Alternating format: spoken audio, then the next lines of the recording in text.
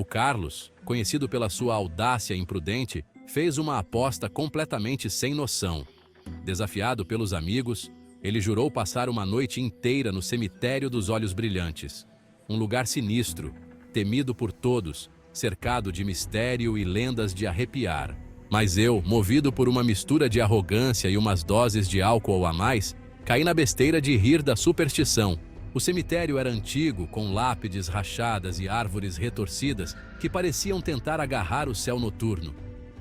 Moradores locais contavam histórias de luzes sinistras e vozes fantasmagóricas que ecoavam entre os túmulos. Cara, você tem certeza disso? Esse lugar é realmente macabro. Boa sorte, Carlos. Espero que você consiga provar que estamos errados. O Carlos, com um sorriso debochado, se despediu com um aceno de mão, entrando no cemitério com um jeito de quem desafiava o perigo. Ele estava decidido a provar que não havia nada a temer, que as histórias não passavam de lorotas para botar medo em crianças. O ar ficou mais frio à medida que o Carlos se embrenhava no cemitério. A escuridão era quase palpável, só atenuada pela luz fraca da lua que lutava para romper as nuvens densas. Ele podia sentir o peso dos olhares invisíveis sobre si, observando cada passo que dava. Cada nome naquelas lápides representava uma vida que já se foi, agora apenas uma lembrança gravada na pedra fria. O Carlos caminhava entre as lápides, lendo os nomes quase apagados pelo tempo. O cemitério era muito maior por dentro do que parecia de fora. O Carlos se viu perdido em um labirinto de túmulos antigos e mausoléus imponentes. O medo, antes ignorado, começou a tomar conta dos seus pensamentos. Eu podia jurar que ouvia sussurros abafados, vindos de todas as direções, mas quando me virava, não encontrava nada além de sombras. O Carlos tentou se convencer de que era só o vento, brincando com a sua mente já perturbada pelo medo. A noite avançava e a temperatura despencava. O Carlos, agora arrependido da sua ousadia, procurava em vão por uma saída, mas o labirinto de túmulos parecia não ter fim. Me dei conta que estava preso, caçado por algo que não conseguia ver, mas que podia sentir se aproximando. O medo, antes uma sombra distante, agora o dominava por completo. Ele tentava se manter firme, repetindo para si mesmo que não passavam de crendices. Me lembrei das histórias dos moradores locais, dos olhos brilhantes que espreitavam nas sombras. A lua, agora completamente encoberta pelas nuvens densas, mergulhou o cemitério em uma escuridão absoluta. O Carlos, cego pelo pânico, tropeçou em uma raiz e caiu, ferindo a mão na terra úmida. Enquanto o Carlos vagava pela escuridão, os sussurros ficaram mais altos. Vozes sem corpo pareciam flutuar ao seu redor, pronunciando o nome dele com um tom que misturava sedução e terror. Carlos, venha até nós. Descubra os segredos que guardamos. Você não pode escapar. Sua alma nos pertence agora. Elas falavam de segredos ancestrais, de poder além da compreensão humana. Foi aí que me lembrei das histórias do cemitério, de como as almas dos mortos aprisionavam os vivos. Diziam que o cemitério se alimentava da energia vital dos imprudentes, aprisionando suas almas para toda a eternidade. O Carlos tentou lutar contra o pânico crescente, mas a cada sussurro, a cada palavra pronunciada pelas vozes, ele sentia sua determinação se esvair. Ele se viu seguindo as vozes, atraído pela promessa de conhecimento e poder. A cada passo que dava, a escuridão parecia se dissipar, dando lugar a uma luz fraca e fantasmagórica que emanava dos túmulos ao redor. O Carlos se sentia estranhamente atraído por aquela luz, como um inseto atraído por uma chama. De repente, o Carlos parou, o coração quase saltando pela boca. No meio da névoa densa e esverdeada que agora cobria o cemitério, eu vi um par de olhos brilhantes fixos em mim.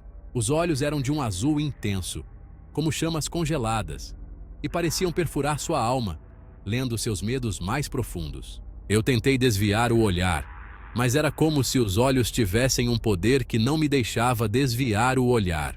Ele se viu paralisado, incapaz de se mover ou falar, enquanto os olhos se aproximavam lentamente, flutuando na névoa como faróis sinistros. Tentei gritar, mas nenhum som saiu da minha garganta. Seu corpo estava completamente dominado pelo terror, enquanto os olhos se aproximavam cada vez mais, revelando lentamente a criatura a qual pertenciam. Era uma figura esguia e esquelética, envolta em um manto escuro que se misturava à névoa. Quando o Carlos abriu os olhos novamente, a névoa tinha se dissipado e a criatura tinha sumido.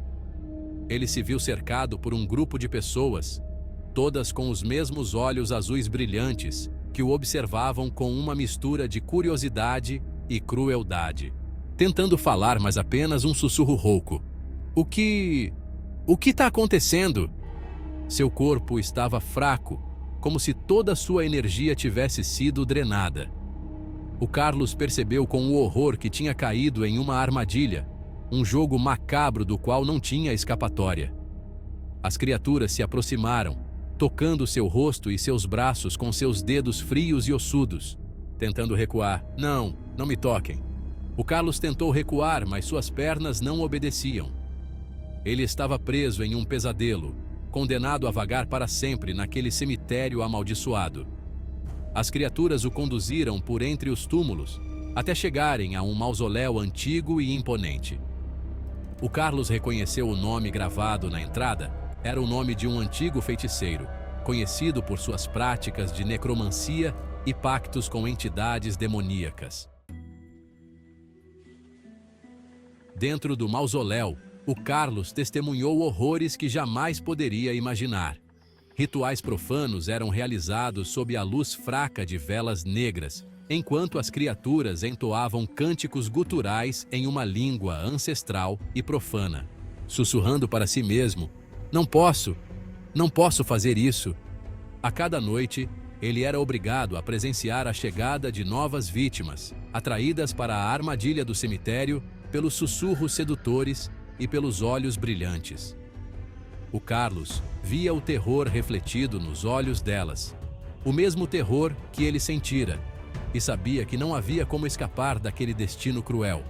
Ele se tornou um prisioneiro do cemitério, sua alma aprisionada naquele lugar de trevas. Com voz trêmula: Por quê? Por que eu? O Carlos vagava pelos corredores escuros do mausoléu, assombrado por visões de horror e pela lembrança de sua vida passada. Na manhã seguinte, os amigos do Carlos chegaram ao cemitério, preocupados, querendo saber o que tinha acontecido durante a noite. Eles o encontraram perto da entrada, sentado em um banco de pedra, com o olhar perdido. O Carlos parecia diferente, abatido, como se a vida tivesse sido sugada do seu corpo. Carlos, cara, você tá bem? Os amigos chamaram por ele, mas ele não respondeu. Seus olhos, antes cheios de vida, agora estavam opacos e vazios, como os de uma estátua. Carlos, fala com a gente, pelo amor de Deus. Quando tentaram tocar nele, o Carlos se afastou, um rosnado gutural escapando dos seus lábios. Os amigos ficaram apavorados. O Carlos não era mais o mesmo. Ele se levantou e, com passos lentos e arrastados, se afastou, desaparecendo entre as árvores retorcidas do cemitério. O Carlos se tornou parte da lenda do cemitério, um lembrete aterrorizante do preço da ousadia e da arrogância. Ele se juntou às fileiras das almas perdidas, condenado a vagar pelo cemitério por toda a eternidade, sua punição por desafiar o poder das trevas. A história do Carlos serviu de lição para todo mundo que ouvia.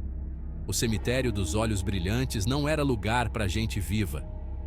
Era um lugar de trevas e mistério, governado por forças que estavam além da compreensão humana. Em pensamento: agora eu sou o guardião, um prisioneiro eterno. E assim o Carlos, que antes era um jovem cheio de vida e audácia, se tornou um guardião silencioso do cemitério.